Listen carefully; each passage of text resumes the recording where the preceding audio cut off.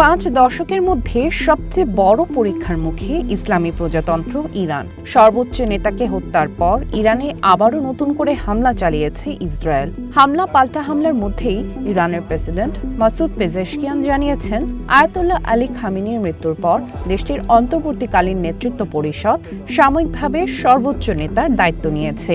এ পরিষদ পেজেশকিয়ান, বিচার বিভাগের প্রধান এবং গার্ডিয়ান কাউন্সিলের একজন সদস্যের সমন্বয়ে গঠিত। মাসুদ পেজেশকিয়ান জানান, আয়াতুল্লাহ আলী রেজা আরাফির নেতৃত্বে গঠন করা হয়েছে এই অন্তর্বর্তীকালীন কাউন্সিল। স্থায়ী নেতা নির্বাচনের আগ পর্যন্ত এই কাউন্সিল ইরান পরিচালনা করবে বলে জানিয়েছে কর্তৃপক্ষ। খামেনির দেখানো পথে সর্বোচ্চ শক্তি দিয়ে লড়াই চালিয়ে যাওয়ার ঘোষণা দিয়েছেন পেজেশকিয়ান। রবিবার প্রেসিডেন্ট মাসুদ পেজেশকিয়ান জানান, শনিবার আমেরিকা ও ইসরায়েলের বিমান হামলায় ৮৬ বছর বয়সী সর্বোচ্চ নেতা আয়াতুল্লাহ আলী খামেনি হত্যার প্রতিশোধ নিতে ইরানের সশস্ত্র বাহিনী পূর্ণ শক্তিতে কাজ করছে। এদিকে এক বিবৃতিতে ইসরায়েলি প্রধানমন্ত্রী বেঞ্জামিন নেতানিয়াহু জানান, ইরানের উপর হামলা আরও জোরালো করা হবে। ইসরায়েল তেহরানের হৃদয়ে আঘাত করেছে বলে দাবি করেন নেতানিয়াহু।